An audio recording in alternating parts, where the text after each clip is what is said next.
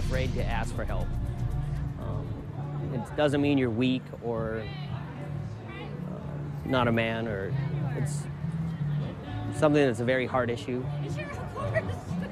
Just stay strong and know that you're not alone.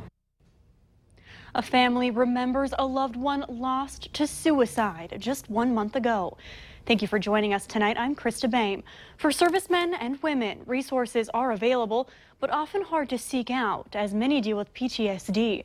One takes their life every 80 minutes. Valley News Team's Christine Stanwood talked with the family of an Army veteran who took his own life as they walk with others to cope. This one, I believe, is in remembrance of a family member or brother.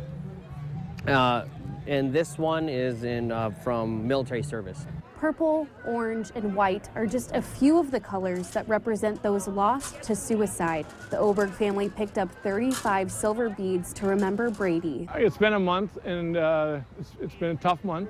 They lost their husband, brother-in-arms, son, and friend to suicide. That was the main struggle for our family today, was to pretty much admit it and kind of face it head on and say we are walking today for Brady. With wounds still open, they decide to take their first step to walk for suicide awareness. Seems like every step we do take, they're good, but yet Brady's not here.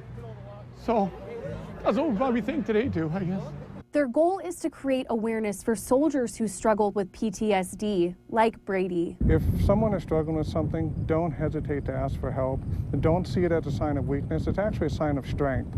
Only the strongest are willing to build upon themselves and to make themselves better, and that means reaching out for help. Help isn't always easy to ask for, but the Oberg family wants to show that if awareness can save one life, it's worth it. They know that Brady is with them in spirit. His presence is here. Yeah.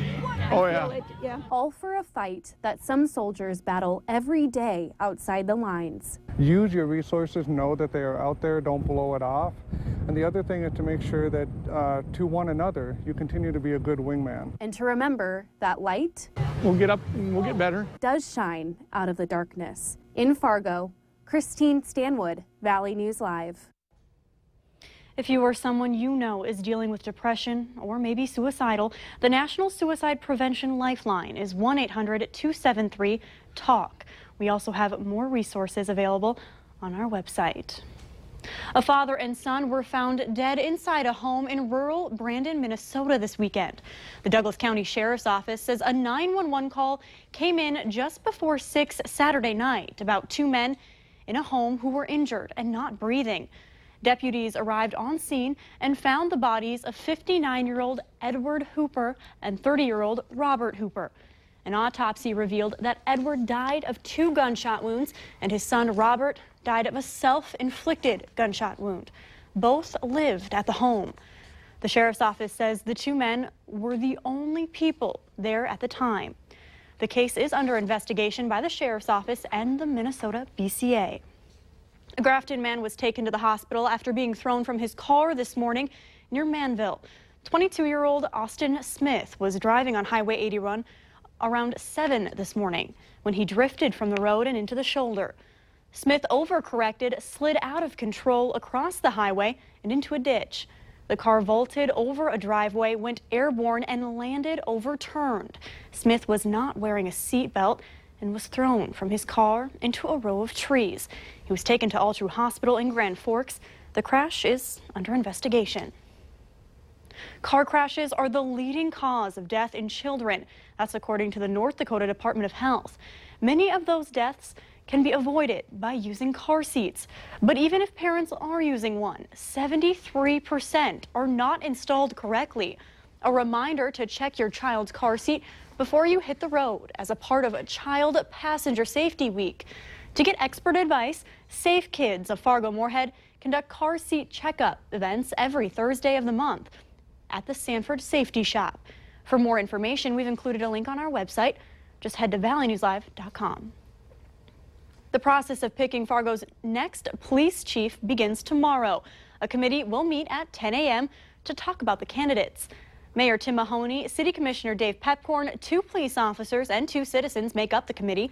They will review the list of 22 applicants from across the country and narrow that list to 4 to 6 candidates. 2 of them include interim Fargo Police Chief David Todd and Lieutenant Joel Vettel, head of the Fargo Police Department's investigative team. The plan is to have a new chief hired by next month.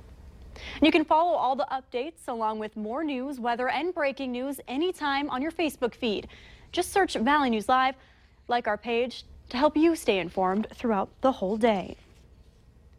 Gas prices have plummeted over the past 3 weeks, dropping 27 cents a gallon, according to the Lundberg survey.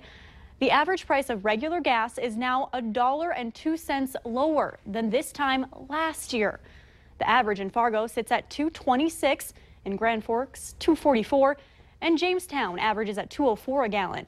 Even though crude oil prices increased slightly, refiners and retailers cut prices to compete for volume sales.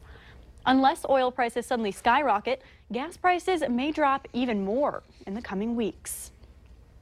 Fresh veggies from the garden are bringing people together from all walks of life. More than 500 people came out to meet others in the community, welcome new immigrants who have come to North Dakota and enjoy a meal.